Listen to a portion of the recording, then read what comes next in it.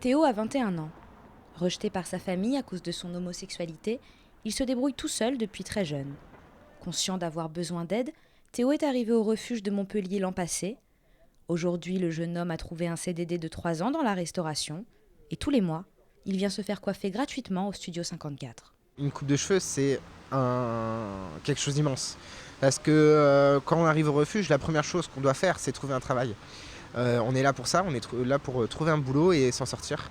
Donc ça paraît vraiment anodin, mais vraiment une coupe de cheveux, ça fait toute la différence devant un patron. Je connais Eddy et Guillaume depuis le début, donc les coiffeurs attitrés du refuge de Montpellier.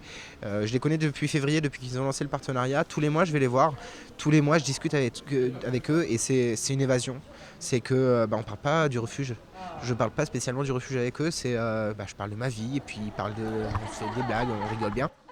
Guillaume et Eddy sont en couple depuis quelques années. Les deux associés se sentent particulièrement concernés par la situation des jeunes du refuge.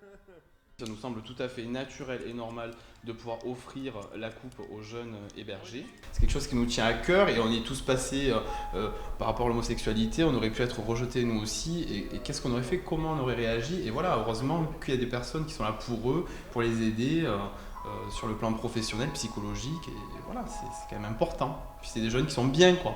Donc qui ont vécu de sacrées galères et qui ont besoin maintenant de s'en sortir. Un salon de coiffure, une boulangerie, un magasin d'imprimerie et un restaurant, ils ont tous répondu présents à l'appel du refuge, un élan de générosité précieux pour le président fondateur.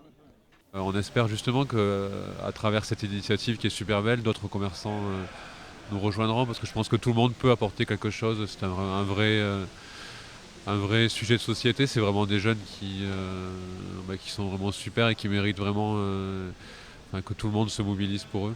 Pour l'instant, ce partenariat existe seulement au refuge de Montpellier, mais Nicolas Noguier espère bien trouver d'autres bénévoles pour décliner l'initiative dans les 4 autres antennes de l'association, à Paris, Marseille, Lyon et Toulouse.